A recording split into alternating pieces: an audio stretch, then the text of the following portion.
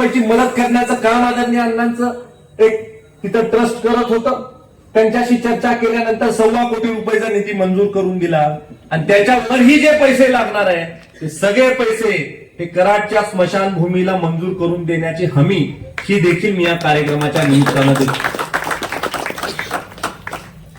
आपल्या कराडमध्ये उच्च विद्याविभूषित सुशिक्षित मोठ्या मोठ्या संस्थांमध्ये काम करणारे देखील नागरिक आहेत.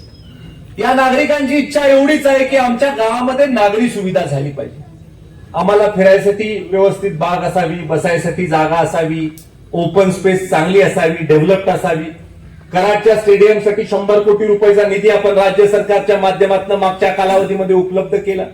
100 कोटी रुपयाचा निधी उपलब्ध करताना कुठल्याच निकषात बसत नसताना 100 कोटी रुपये आपण उपलब्ध केले. कारण शेवटी हाय पॉवर कमिटी समोर निकष असतात की गावची लोकसंख्या किती आहे, तालुक्याची जागा आहे का, जिल्ह्याची जागा आहे, मेट्रोपॉलिटन सिटी आहे का, त्या पद्धतीने पैसे मंजूर होतात. पण कराडसाठी आपण 100 कोटी मंजूर करून घेत असताना सगळे निकष बाजूला ठेवले आणि 100 कोटी रुपये मंजूर करून आणले आणि 100 कोटी रुपयामध्ये देशामधलं अत्यंत उत्तम असं स्टेडियम हे कराडच्या परिसरामध्ये येणार. जिथं रणजीच्या मॅचेस होऊ शकतील, आयपीएलची मॅच होऊ शकेल त्या दर्जाचं स्टेडियम, 25,000 लोक ज्या स्टेडियम मध्ये बसू शकतात असं स्टेडियम, जिथं टेबल टेनिस कोर्ट आहे, व्हॉलीबॉल कोर्ट आहे, बास्केटबॉल कोर्ट आहे, स्विमिंग पूल आहे, जिम्नेशियम आहे, बाहेरच्या खेळाडूंसाठी जागा आहे.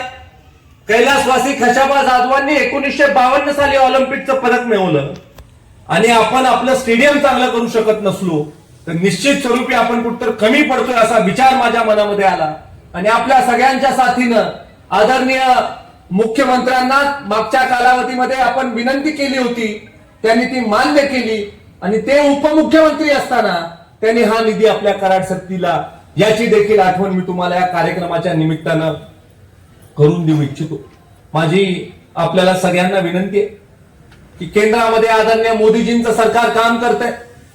मोदीजींच्या सरकारने सगळ्यात महत्वाचा काही निर्णय घेतला असेल तर प्रभू श्री रामचंद्रांचं मंदिर हे उभं करण्याचा निर्णय हा खऱ्या अर्थानं तमाम हिंदू समाजाने घेतला आणि त्याच्याबरोबर आदरणीय मोदीजींच्या सरकारने तो निर्णय अंमलबजावणीमध्ये आणला, तो निर्णय पूर्ण केला आणि प्रभू श्री रामचंद्रांचं मंदिर उभं केलं. असताना अयोध्या नगरीचं काय रूपांतर झालं, काय ट्रान्सफॉर्मेशन झालं हे आपण कधी अभ्यास केलाय का?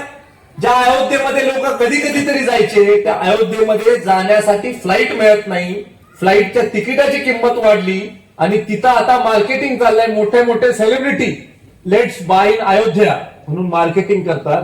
हे ट्रान्सफॉर्मेशन. मी सातत्यानं जे म्हणतो की एखाद्या नगरीचं जर का आपल्याला वर्चस्व करायचं असेल, एखाद्या नगरीचं जर का महत्व जगाला पटवून द्यायचं असेल तर त्या नगरीची खासियत ही लोकांपर्यंत पोहोचवणं गरजेचं आहे. आणि त्यासाठी कराडमधनं जाणारा जो नॅशनल हायवे 4 आहे, नॅशनल हायवे 4च्या खाली जे पिलर्स आहेत, पुलाच्या खाली पिलर्स, त्याच्या सुशोभीकरणासाठी 15 कोटी रुपयाचा निधी आम्ही मागितलेला आहे. आणि प्रत्येक पिलरवर आपल्या शहरामध्ये ज्यांनी योगदान दिलंय, ज्यांनी चांगलं काम केलंय त्याची एक वॉल करायची. म्हणजे कराड शहरामधनं जाणाऱ्या माणसांनी त्याला इतकं कुतूहल वाटलं पाहिजे ते सगळं बघून तो परत आमच्या गावामध्ये आला पाहिजे आणि थांबला पाहिजे. अशा पद्धतीचं काम आपल्याला भविष्य काळामध्ये करायचं. आदरणीय मोदीजींच्या सरकारने 370 कलम हटवलं. आदरणीय मोदीजींच्या सरकारने खूप महत्वपूर्ण निर्णय माता भगिनींसाठी घेतले, तरुणांसाठी घेतले, शेतकऱ्यांसाठी घेतले, सुशिक्षित वर्गासाठी घेतले, एम्प्लॉयमेंट करण्यासाठी घेतले.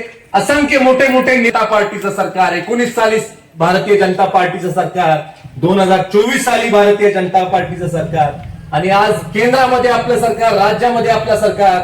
तुमचा हक्काचा मिळतं लोकप्रतिनिधी, हक्काचा नगराध्यक्ष निवडून देण्यासाठीची आजची लढाई आहे ती आपण जिंकायची.